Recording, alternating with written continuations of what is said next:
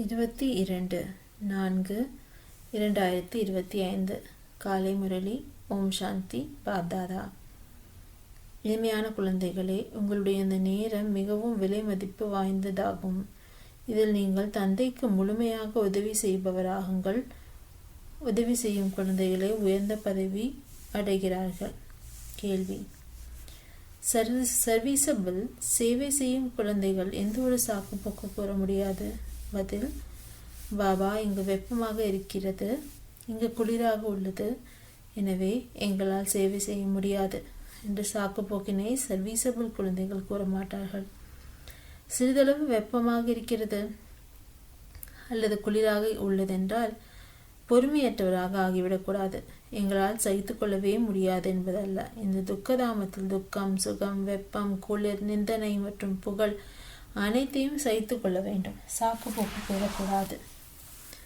பாடல்: மனிதனே, பொறுமையை கடைபிடிப்பாய். ஓம் சாந்தி. சுகம் மற்றும் துக்கம் என்று அழைக்கப்படுவது எது என்பதை குழந்தைகள் தான் அறிந்துள்ளார்கள். இந்த வாழ்க்கையில் சுகம் எப்பொழுது கிடைக்கிறது மற்றும் துக்கம் எப்பொழுது கிடைக்கிறது என்பதை பிராமணர்களாகி நீங்கள் மட்டுமே வரிசை கிரமமாக முயற்சிக்கேற்ப அறிந்துள்ளீர்கள். இது இருப்பதை துக்கத்தின் உலகமாக. இதில் சிறிது காலத்திற்கு துக்கம், சுகம், புகழ், நிந்தனை எல்லாமே சகித்து கொள்ள வேண்டியிருக்கிறது. இவை அனைத்தையும் கடந்து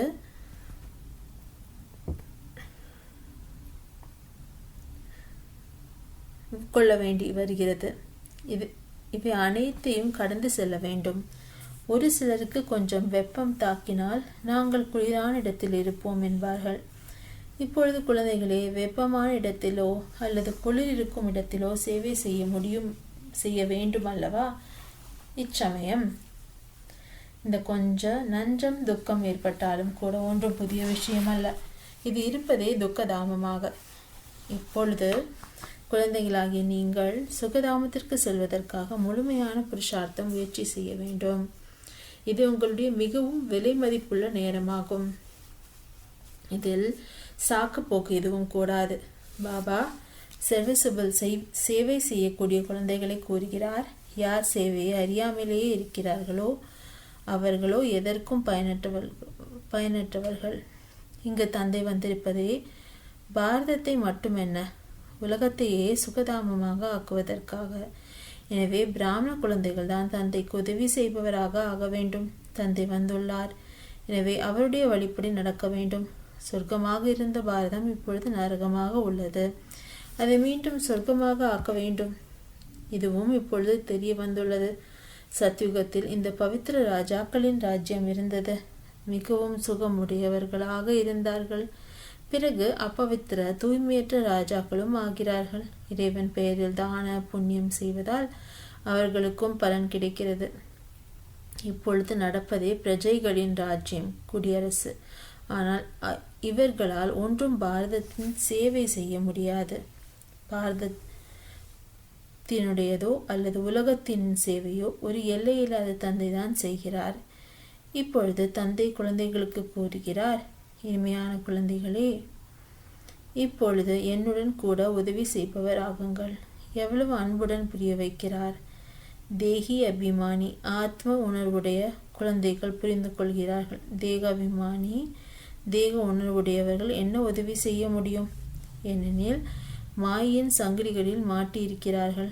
இப்பொழுது எல்லோரையும் மாயின் விலங்குகளிலிருந்து குருக்களின் விலங்குகளிலிருந்து விடுவீங்கள். இப்பொழுது எல்லோரையும் மாயின் விலங்குகளிலிருந்து குருக்களின் விலங்குகளிலிருந்து விடுவீங்கள் என்று தந்தை டைரக்ஷன் உத்தரவு அளித்துள்ளார். உங்களுடைய தொழிலே இதுவாகும். யார் எனக்கு நல்ல உதவி செய்பவர்களாக ஆவார்களோ பதவியும் அவர்களே அடைவார்கள் என்று தந்தை கூறுகிறார். நான் யாராக இருக்கிறேன், எப்படி இருக்கிறேன்? சாதாரணமாக இருக்கும் காரணத்தால் என்னை முழுமையாக அறியாமல் உள்ளார்கள் என்று சுயம் தந்தை நேரடியாக கூறுகிறார். தந்தை நம்மை உலகிற்கு அதிபதியாக ஆக்குகிறார் என்பதை அறியாமல் உள்ளார்கள். இந்த லக்ஷ்மி நாராயணன் உலகிற்கு அதிபதியாக இருந்தார்கள் என்பது கூட யாருக்குமே தெரியாது.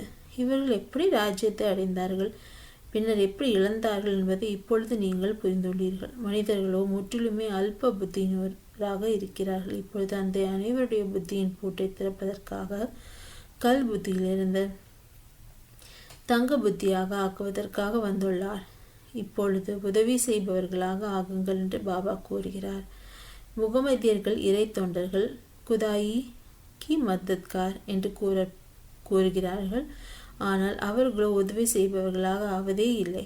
குதா வந்து யாரை பாவனமாக ஆக்குகிறாரோ அவர்களுக்குத்தான் இப்பொழுது மற்றவர்களை தனக்கு சமமாக ஆக்குங்கள், ஸ்ரீமத் படி நடங்கள் என்று கூறுகிறார். தந்தை வந்திருப்பதே தூய்மையான சொர்க்கவாசியாக ஆக்குவதற்காக.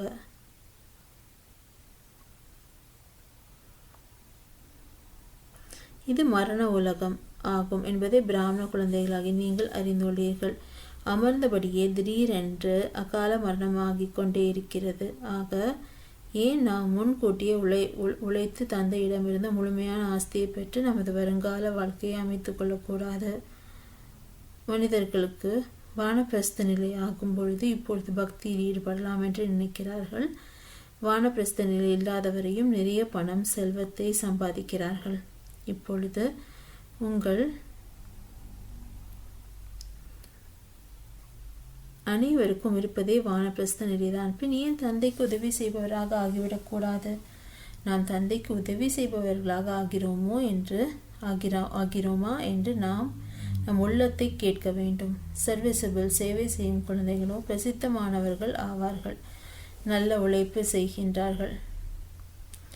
யோகத்தில் இருப்பதன் மூலம் சேவை செய்ய முடியும். நினைவில் பலத்தினால் தான் முழு உலகத்தை தூய்மையாக்க வேண்டும். முழு உலகத்தை தூய்மையாக்க நீங்கள் கருவியாக ஆகியுள்ளீர்கள். உங்களுக்காக பிறகு தூய்மையான உலகம் கூட அவசியம் வேண்டும். எனவே பதீதமான தூய்மையற்ற உலகத்தின் விநாசமாக வேண்டியுள்ளது. தேக அபிமானத்தை, தேக உணர்வை விடுங்கள். ஒரு தந்தையை மட்டும் நினைவு செய்யுங்கள் என்று இப்பொழுது எல்லோருக்கும் இதையே கூறிக்கொண்டிருங்கள். அவரே பதீதமான பாவனர் ஆவார். எல்லோரையும் அவரைத்தான் நினைக்கிறார்கள். சாது சந்நியாசிகள் ஆகியோர் கூட ஆள்காட்டி விரலை மேலே நோக்கி காட்டி பரமாத்மா ஒருவரே ஆவார், அவரே அனைவருக்கும் சுகம் அளிப்பவர், இறைவன் அல்லது பரமாத்மா என்று கூறிவிடுகிறார்கள். ஆனால் அவரை யாருமே அறியாமல் இருக்கிறார்கள். ஒரு சிலர் விநாயகரை, ஒரு சிலர் ஆஞ்சநேயரை, மற்றொரு சிலர் தங்களுடைய குருவை நினைவு செய்து கொண்டே இருக்கிறார்கள். அவர்கள் எல்லோரும் பக்தி மார்க்கத்தினுடையவர்கள் ஆவார்கள் என்பதை இப்பொழுது நீங்கள் அறிந்துள்ளீர்கள். பக்தி மார்க்கம் கூட அரைக்கல்பம் நடக்க வேண்டியுள்ளது. பெரிய பெரிய ரிஷி முனிவர்கள் எல்லோரும் நேத்தி தெரியாத அறியோம் என்றபடியே வந்துள்ளார்கள். படைப்பவர் மற்றும் படைப்பை நாம் அறியாமல் உள்ளோம். அவர்கள் திரிகாலதர்ஷியாகவோ இல்லை என்று தந்தை கூறுகிறார். விதை ரூபமானவர் ஞான கடலோ ஒரே ஒருவர் ஆவார். அவர் வருவதும் பாரதத்தில்தான். சிவ ஜெயந்தியும் கொண்டாடுகிறார்கள். மேலும் கீதா ஜெயந்தியும் கொண்டாடுகிறார்கள். எனவே கிருஷ்ணரை நினைவு செய்கிறார்கள். சிவனையே அறியாமல் இருக்கிறார்கள். பதீத பாவனர் ஞான கடலோ நான் ஆவேன் என்று சிவபாபா கூறுகிறார். கிருஷ்ணருக்காகவோ கூற முடியாது. கீதையின் பகவான் யார்? இது மிகவும் நல்ல படமாகும். குழந்தைகளின் நன்மைக்காக தந்தை இந்த படங்களை ஆகியவற்றை தயார் செய்விக்கிறார். சிவபாபாவை மகிமையோ முழுமையாக எழுத வேண்டும். எல்லாம் இதை பொறுத்தது ஆகும். மேலிருந்து வருபவர்கள் அனைவரும் தூய்மையாகவே இருப்பார்கள். தூய்மையாகாமல் யாருமே போக முடியாது. முக்கியமான விஷயமே தூய்மையாக ஆவதற்கானது. அது இருப்பதே பவித்ரதாமம், தூய்மையான இருப்பிடமாக. அங்கு அனைத்து ஆத்மாக்களும் இருக்கிறார்கள். இங்கு நீங்கள் பாகத்தை நடித்து பதீதமாக தூய்மையற்றவராக ஆகி விட்டுள்ளீர்கள். யார் எல்லோரையும் விட அதிகமாக பாவனமாக இருந்தார்களோ அவர்களே பதீதமாக தூய்மையற்றவர்களாக ஆகிவிட்டுள்ளார்கள். தேவி தேவதை தர்மத்தின் அடையாளமே மறைந்து விட்டுள்ளது. தேவதா தர்மம் என்பதை மாற்றி இந்து தர்மம் என்று பெயர் வைத்து விட்டார்கள். நீங்கள் தான் சொர்க்கத்தின் ராஜ்யத்தை பெறுகிறீர்கள்.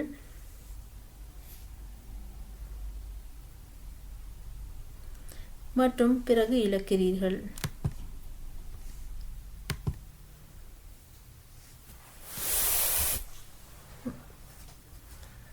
தோல்வி மற்றும் வெற்றிக்கான விளையாட்டாகும். மாயிடம் தோற்கும் பொழுது தோல்வி, மாயிடம் வெற்றி அடையும் பொழுது வெற்றி. மனிதர்களோ ராவனுடைய இவ்வளவு பெரிய உருவத்தை எவ்வளவு செலவு செய்து அமைக்கிறார்கள், பிறகு ஒரே நாளில் அழித்து விடுகிறார்கள். எதிரி அல்லவா? ஆனால் இதுவோ பொம்மைகளின் விளையாட்டாகிவிட்டது. சிவபாபா வினுடைய உருவத்தை செய்து அமைத்து பூஜை செய்து பிறகு உடைத்து விடுகிறார்கள். தேவிகளினுடைய உருவங்களை கூட இது போல செய்து பிறகு மூழ்கடித்து விடுகிறார்கள். எதுவுமே புரிந்து கொள்வதில்லை. இப்பொழுது குழந்தைகளாகி நீங்கள் இந்த உலகத்தின் சக்கரம் எப்படி சுற்றுகிறது என்று இந்த எல்லையில்லாத சரித்திரம் பூகோளம் பற்றி அறிந்துள்ளீர்கள். சத்யுகம் திரேதா பற்றி யாருக்குமே தெரியாது. தேவதைகளின் படங்களை கூட நிந்தனைக்குரியதாக அமைத்து விட்டுள்ளார்கள். தந்தை புரிய வைக்கிறார். இனிமையான குழந்தைகளே, உலகிற்கு அதிபதியாக ஆவதற்கு தந்தை உங்களுக்கு கூறியுள்ள பத்தியத்தை கட்டுப்பாடை மேற்கொள்ளுங்கள். நினைவிலிருந்து உணவு தயாரிங்கள், நினைவிலிருந்து உட்கொள்ளுங்கள். என்னை நினைவு செய்தீர்கள் என்றால் நீங்கள் மீண்டும் உலகிற்கு அதிபதியாக ஆகிவிடுவீர்கள் என்று சுயம் தந்தை கூறுகிறார். தந்தை கூட மீண்டும் வந்துள்ளார். இப்பொழுது முழுமையாக உலகிற்கு அதிபதியாக வேண்டும். Follow father mother. தாய் தந்தையை பின்பற்றுங்கள். தந்தை மட்டுமே இருக்க முடியாது. சந்நியாசிகள் நாங்கள் எல்லோருமே ஃபாதர் தந்தைகள் என்கிறார்கள். ஆத்மாவே பரமாத்மா. இதுவோ தவறாகிவிடுகிறது. இங்கு மதர் ஃபாதர் தாய் தந்தை இருவருமே புருஷார்த்தம் முயற்சி செய்கிறார்கள். Follow mother father. தாய் தந்தையை பின்பற்றுங்கள் என்ற இந்த வார்த்தைகள் கூட இந்த இடத்தினுடையதாகும். யார் உலகின் அதிபதியாக இருந்தார்களோ, தூய்மையாக இருந்தார்களோ, அவர்கள் இப்பொழுது எல்லாமே அப்பவித்திரமாக தூய்மையற்றவர்களாக உள்ளார்கள் என்பதை இப்பொழுது நீங்கள் அறிந்துள்ளீர்கள். மீண்டும் பவித்திரமாக தூய்மையாக ஆகி கொண்டிருக்கிறார்கள். நாம் கூட அவர்களுடைய ஸ்ரீமத் படி நடந்து இந்த பதவியை அடைகிறோம். அவர் இவர் மூலமாக டைரக்ஷன் உத்தரவு அளிக்கிறார். அதன்படி நடக்க வேண்டும். பின்பற்றவில்லை என்றால் பாபா பாபா என்று மட்டுமே கூறி வாய் இனிக்குமாறு செய்கிறார்கள் பின்பற்றுபவர்கள். ஆனால் பின்பற்றுபவர்களை தான் நல்ல குழந்தைகள் என்று கூறுவார்கள் அல்லவா? மம்மா பாபாவை பின்பற்றுவதால் நாம் ராஜ்யத்தில் செல்வோம் என்று அறிந்துள்ளீர்கள். இது புரிந்து கொள்ள வேண்டிய விஷயம். என்னை நினைவு செய்தால் பாவங்கள் நீங்கும் என்று மட்டுமே தந்தை கூறுகிறார். அவ்வளவே. மேலும் அனைவருக்கும் நீங்கள் எப்படி 84 பிறவிகள் எடுத்தெடுத்து அப்பவித்திரமாக தூய்மையற்றவராக ஆகியுள்ளீர்கள் என்பதை புரிய வையுங்கள். இப்பொழுது மீண்டும் தூய்மையாக ஆக வேண்டும். எந்த அளவு நினைவு செய்வீர்களோ தூய்மையாகி கொண்டே செல்வீர்கள். நிறைய நினைவு செய்பவர்கள் தான் புது உலகத்தில் முதலில் வருவார்கள். பிறகு மற்றவர்களையும் தனக்கு சமானமாக ஆக்க வேண்டும். கண்காட்சியில் புரிய வைப்பதற்காக மம்மா பாபா செல்ல முடியாது. வெளியிலிருந்து பெரிய மனிதர் வருகிறார் என்றால் இவர் யார் வந்துள்ளார் என்று பார்ப்பதற்காக எவ்வளவு பேர் மனிதர்கள் செல்கிறார்கள். இவரோ எவ்வளவு மறைமுகமாக இருக்கிறார். நான் இந்த பிரம்மாவின் உடல் மூலமாக பேசுகிறேன் என்று தந்தை கூறுகிறார். நான் தான் இந்த குழந்தைகளுக்கு பொறுப்பாளி. சிவபாபா பேசுகிறார், அவரை கற்பிக்கிறார். நீங்கள் எப்பொழுதும் நினையுங்கள், நீங்கள் சிவபாபாவைத்தான் பார்க்க வேண்டும், இவரை பார்க்கக்கூடாது. தன்னை ஆத்மா என்று உணருங்கள் மற்றும் பரமாத்மா தந்தையை நினைவு செய்யுங்கள். நாம் ஆத்மா ஆவோம். ஆத்மாவில் முழுமையான பாகம் நிரம்பியுள்ளது. இந்த ஞானம் நாலேஜ் புத்தியில் சுற்றி கொண்டே இருக்க வேண்டும். உலகியல் விஷயங்கள் மட்டுமே புத்தியில் இருக்கிறது என்றால் ஒன்றுமே தெரியாது என்று பொருள். முற்றிலுமே தாழ்ந்தவர்களாக இருக்கிறார்கள். ஆனால் இப்பேற்பட்டவர்களுக்கும் நன்மை செய்வதே ஆக வேண்டும்.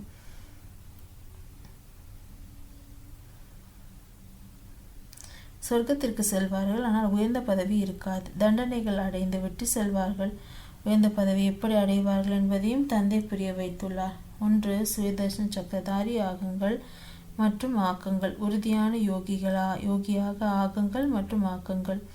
என்னை நினைவு செய்யுங்கள் என்று தந்தை கூறுகிறார். நீங்கள் பிறகு கோருகிறீர்கள், பாபா நாங்கள் மறந்து விடுகிறோம் என்று. வெட்கம் ஏற்படுவதில்லையா? நிறைய பேர் உண்மையை கூறுவதே இல்லை. நிறைய பேர் மறந்து விடுகிறார்கள். யார் வந்தாலும் அவருக்கு தந்தையின் அறிமுகத்தை கொடுங்கள் என்று தந்தை புரிய வைத்துள்ளார். இப்பொழுது 84 பிறவிகளின் சக்கரம் முடிவடைகிறது. திரும்பிச் செல்ல வேண்டும். ராமனும் சென்றார், ராவணனும் போய்விட்டார். இதனுடைய பொருள் கூட எவ்வளவு சுலபமானது. அவசியம் சங்கம யுகமாக இருக்கும் பொழுதுதான் ராமர் மற்றும் ராவனுடைய பரிவாரம் இருக்கும். எல்லாமே அழிந்து போய்விடும், மீதி குறைவானோர் இருப்பார்கள் என்பதையும் அறிந்துள்ளீர்கள். எப்படி உங்களுக்கு ராஜ்யம் கிடைக்கும் என்பது கூட இன்னும் போக போக எல்லாமே தெரிந்து போய்விடும். முன்கூட்டி அனைத்தையும் கூற மாட்டார்கள் அல்லவா? பிறகு அது நாடகமாக இருக்க முடியாது. நீங்கள் சாட்சியாக பார்வையாளராக இருந்து பார்க்க வேண்டியுள்ளது. சாட்சாத்காரம் காட்சிகள் ஆகிக் கொண்டே போகும். இந்த 84 சக்கரம் பற்றி உலகத்தில் யாரும் அறியாமல் உள்ளார்கள். நாம் திரும்பிச் செல்கிறோம் என்று இப்பொழுது குழந்தைகளாக்கிய உங்களுடைய புத்தியில் உள்ளது. ராவண ராஜ்யத்திலிருந்து இப்பொழுது விடுதலை கிடைக்கிறது. பிறகு நாம் நமது ராஜ்யத்தில் வருவோம். மீதி ஒரு சில நாட்களே உள்ளன. இந்த சக்கரம் சுற்றி கொண்டே இருக்கிறதல்லவா? அநேக முறை இந்த சக்கரத்தை சுற்றி வந்துள்ளீர்கள். எந்த கர்ம பந்தனத்தில் மாட்டியிருக்கிறீர்களோ அதை மறந்து விடுங்கள் என்று இப்பொழுது தந்தை கூறுகிறார். இல்லறத்தில் இருந்தபடியே மறந்து கொண்டே செல்லுங்கள். இப்பொழுது நாடகம் முடிவடைகிறது. நமது வீட்டிற்கு செல்ல வேண்டும். இந்த மகாபாரத போருக்கு பின்னால் தான் சொர்க்க வாசல் திறக்கிறது. எனவே கேட்வே டு ஹெவன், சொர்க்க வாசல் என்று இந்த பெயர் மிகவும் நன்றாக உள்ளது என்று பாபா கூறியுள்ளார். போர்களே நடந்து வந்துள்ளன என்று ஒரு சிலர் கூறுகிறார்கள். கூறுங்கள், ஏவுகணைகளின் யுத்தம் எப்பொழுது நடந்தது? அது ஏவுகணைகளின் கடைசி யுத்தமாகும். 5000 வருடங்களுக்கு முன்பு போர் மூண்டிருந்த பொழுது இந்த வேள்வியும் யஜ்யம் இயற்றப்பட்டிருந்தது. இப்பொழுது இந்த பழைய உலகத்தின் விநாசமாக போகிறது. புதிய ராஜ்யம் ஸ்தாபனையாக்கி கொண்டிருக்கின்றது. நீங்கள் இந்த அரசாட்சியை பெறுவதற்காக ஆன்மீக கல்வி கற்கிறீர்கள். உங்களுடைய தொழில் ஆன்மீகமானதாகும். உலகில் கல்வியோ உதவ போவதில்லை. சாஸ்திரங்கள் கூட பயன்படாது. பின் நாம் ஏன் இந்த தொழிலில் ஈடுபடக்கூடாது? தந்தையோ உலகிற்கு அதிபதியாக ஆகுகிறார். எனவே எந்த படிப்பில் ஈடுபட வேண்டும் என்று சிந்திக்க வேண்டும். அவர்களோ கொஞ்சம் டிகிரி பட்டங்களுக்காக படிக்கிறார்கள். நீங்களோ ராஜ்யத்தை அடைவதற்காக படிக்கிறீர்கள். எவ்வளவு இரவு பகலுக்கான வித்தியாசமாக உள்ளது. இந்த படிப்பை படிப்பதால் கடலை கூட கிடைக்குமா இல்லையா என்பது தெரியாது. ஒருவருடைய சரீரம் விடுபட்டு விட்டால் கடலையும் போய்விடும். இந்த சம்பாத்தியமோ கூடவே செல்லக்கூடியதாகும். மரண தலை மீது உள்ளது. அதற்கு முன்னதாக நாம் நமது முழு சம்பாத்தியம் செய்து கொண்டு விடுவோம். இந்த சம்பாத்தியம் செய்ய செய்ய உலகமே விநாசமாக போகிறது. உங்களது படிப்பு முடிவடையும் பொழுதுதான் விநாசமாகும். எல்லா மனிதர்களின் கைப்பிடிப்பில் கடலை மட்டுமே உள்ளது என்பதை நீங்கள் அறிந்துள்ளீர்கள். அதைத்தான் குரங்கு போல பிடித்து கொண்டு அமர்ந்துள்ளார்கள். இப்பொழுது நீங்கள் ரத்தினங்களை பெற்று கொண்டிருக்கிறீர்கள். இந்த கடலைகளின் மீதுள்ள பற்றை விடுங்கள். நல்ல முறையில் புரிந்து கொள்ளும் பொழுது கடலைகளின் கைப்பிடியை விட்டு விடுவார்கள். இதுவோ எல்லாமே சாம்பலாக ஆகப் போகிறது. நல்லது, இனிமையிலும் இனிமையான காணாமல் போய் வெகு காலம் கழித்து கண்டெடுக்கப்பட்ட குழந்தைகளுக்கு தாய் தந்தை பாப்தாதாவின் அன்பு நினைவுகள் மற்றும் காலை வணக்கம். ஆன்மீக குழந்தைகளுக்கு ஆன்மீக தந்தையின் நமஸ்காரம். தாரணைக்கான முக்கிய சாரம். 1. ஆன்மீக படிப்பை படிக்க வேண்டும் மற்றும் படிப்பிக்க வேண்டும். அழியாத ஞான ரத்தினங்களினால் நமது கையை நிரப்பிக் கொள்ள வேண்டும். கடலைகளுக்கு பின்னால் நேரத்தை வீணாக்க கூடாது. 2. இப்பொழுது நாடகம் முடிவடைகிறது. எனவே சுயம் தங்களை கர்ம பந்தனத்திலிருந்து விடுவிக்க வேண்டும். சுயதர்ஷன சக்கரதாரி ஆக வேண்டும் மற்றும் ஆக்க வேண்டும். மதர் ஃபாதர், தாய் தந்தையை பின்பற்றி ராஜ்ய பதவிக்கு அதிகாரி ஆக வேண்டும். வரதானம். எண்ணத்தை கூட செக் செய்வது. வீணானவற்றின் கணக்கை முடித்துவிட கூடிய சிறந்த சேவாதாரி ஆவீர்களாக. எண்ணத்தை கூட செக் செய்து வீணானவற்றின் கணக்கை முடித்துவிடக்கூடிய சிறந்த சேவாதாரி ஆவீர்களாக. யாருடைய ஒவ்வொரு சங்கல்பமும் சக்திசாலியாக உள்ளதோ அவரே சிரேஷ்ட சேவாதாரி ஆவார். ஒரு சங்கல்பம் கூட எங்குமே வீணாகி போய்விடக்கூடாது. ஏனெனில் சேவாதாரி உலகம் என்ற மேடையில் நடிப்பவர்கள். முழு உலகமே உங்களை காப்பி செய்கிறது. நீங்கள் ஒரு எண்ணத்தை கூட வீண் செய்தீர்கள் என்றால் உங்களுக்காக மட்டுமே வீண் செய்யவில்லை, ஆனால் அநேகருக்கு வீண் செய்ய கருவியாகிவிட்டீர்கள். எனவே இப்பொழுது வீணானவற்றின் கணக்கை முடித்துவிட்டு சிரேஷ்ட சேவாதாரி ஆகுங்கள். ஸ்லோகன்: சேவையின் வாயுமண்டலத்தின் கூடவே எல்லையில்லாத வைராகிய உள்ளுணர்வின் வாயுமண்டலத்தை அமையுங்கள். அவ்யக்த சமிஞை. கம்பைன்ட் ரூபத்தின் நினைவினால் எப்பொழுதும் வெற்றியாளர் ஆகுங்கள். சங்கம் யுகம் இருப்பதை இணைந்து இருப்பதற்கான யுகமாகும். தந்தையிடமிருந்து தனியாக ஆகியிருக்க முடியாது. எக்காலத்திற்குமான தோழன் ஆவீர்கள். எப்பொழுதும் தந்தையின் கூட இருப்பது என்றால் எப்பொழுதும் திருப்தியாக இருப்பது. தந்தை மற்றும் நீங்கள் எப்பொழுதும் கம்பைன்ட் ஆக இருக்கிறீர்கள் என்றால் இணைந்திருப்பதின் சக்தி மிகவும் பெரியதாக இருக்கும். ஒரு காரியத்திற்கு பதிலாக 1000 காரியங்களை செய்ய முடியும். ஏனெனில் 1000 தோள்களை கொண்ட தந்தை உங்கள் கூடவே இருக்கிறார். ஓம் சாந்தி.